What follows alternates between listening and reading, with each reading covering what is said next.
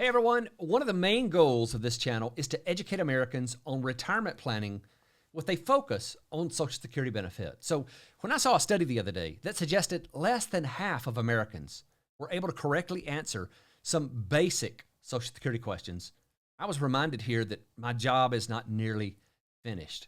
I want the average American to be able to understand the system well enough to get every dime in benefits that they and their families deserve. So I'm going to keep doing this, and if you'd like to join me, be sure to subscribe if you haven't already. So I was browsing the internet the other day when I saw an article by Christy Bieber on the Motley Fool. It was titled, "Can you answer the 10 Social Security questions most Americans got wrong?" Well, needless to say, I was interested, and I clicked the headline to see what these questions were.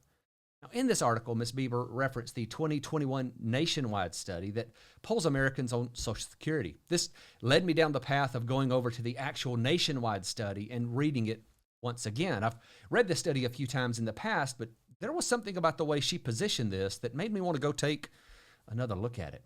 And that's why I want to be careful here and give the Motley Fool and Christy Bieber credit.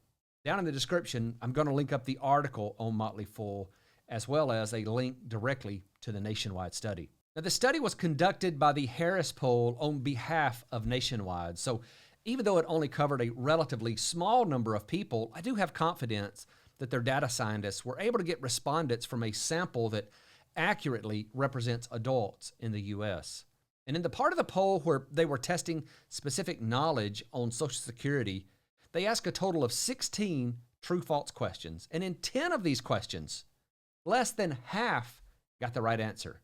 Now, I think most of my regular viewers are going to know the answer to these questions, but for everyone else, let's cover these individually and make sure that you can give the right answer. First up, true or false? Social Security offers guaranteed income for life. This is true, but only 49% got this one right. Your Social Security benefits will continue for the rest of your life, and for many people, this will be the only source of guaranteed income. This is why I found out that regardless of an individual savings amount, whether they have $50,000 or $5 million saved, optimizing Social Security benefits is very important. Second, true or false? If you're divorced, you may be eligible for Social Security benefits based on your ex-spouse's record. This is true, and only 47% of people answered this correctly. If you were married for at least 10 years and aren't currently married to someone else, you can receive a spousal benefit from an ex-spouse as long as you've been divorced for at least 2 years and your ex-spouse is at least 62 years old. Third question, true or false? Social Security benefits are tax-free. This is false, but 55% thought it was true. Social Security can be tax-free, but up to 85% of it can also be included as taxable income. The percentage of your Social Security benefit that's taxable is determined by your combined income. Now, I have a video I'll link up below that goes into detail on how this taxable amount is determined, so you need to check that out if you want to run these numbers for your own situation. The next true-false statement was, your income does not impact how much you are charged for Medicare. Now, only 38% answered this correctly. Your income will absolutely impact your Medicare Part B and D premiums. If your income is high enough, your Medicare Part B premium alone can be nearly $600 per month in 2022. And if you want to see the full details of how this is calculated, one of my most recent videos is on the Income-Related Monthly Adjustment Amount, or IRMA.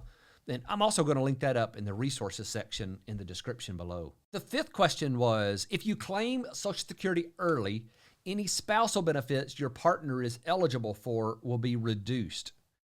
Now, I have an issue with this question, and the answer they say is correct. It's either incomplete or it's just blatantly wrong. They said this was a true statement, which would mean that if someone filed early, the spousal benefit would also be reduced, and that's not the case. Just know this, the spousal benefit reduction is based solely on the filing age of the spouse who will be receiving the spousal benefit. There are some circumstances where the filing age of the higher earning spouse could impact the spousal benefit, but it's nowhere nearly as simple as this question makes it seem. If they would have said survivor benefits instead of spousal benefits, this would have been a true statement. True or false? If I didn't work for at least 35 years, my Social Security benefit will be reduced. This is true, But 65%, nearly two-thirds, got this wrong. Now, understand why there could be some confusion here. It takes 10 years of work to qualify for your own benefit, but that's the minimum qualification to be eligible for benefits. Regardless of how many years you actually work, benefits are calculated based on average wages in your 35 highest earning years. And if you have less than 35 years, your calculation will have years included that have no earnings. This will end up resulting in a lower benefit amount. Next question, true or false? You can't sign up for Medicare without being enrolled in Social Security. 65% of people thought this was correct. It isn't. Once you turn 65, you become eligible for Medicare. Even if you aren't getting Social Security, you don't have to do the two at the same time. And know this too, signing up late for Medicare could lead to penalties, which would be added to your premiums for the rest of your life. Next question is true or false? Someone who makes $150,000 pays the same Social Security tax as millionaires. Now, only 33% got this right, which means that 67%, more than two-thirds, got this wrong. There is a specified amount of wages that are taxable for purposes of Social Security. In 2022, this taxable wage base is $147,000. So whether you make $150,000 or $1 million in 2022, you're only going to pay Social Security taxes on $147,000 in income. Next question. Social Security isn't protected against inflation. 68% of the respondents said this is true. The truth is that there is inflation protection built into Social Security where benefits are increased if the Consumer Price Index shows a year-over-year increase in the cost of goods and services. This is something we've covered in depth on this channel. So again, down in the resources section, I'll link up my video that covers how these increases are calculated and applied on an annual basis. Next question was, workers pay Social Security taxes on all of their income. On this question, 70% of people got it wrong, which is no surprise since nearly the same percentage thought that someone who makes $150,000 pays the same Social Security tax as millionaires. The reason this is false is that the wage-based limit that we talked about on that question.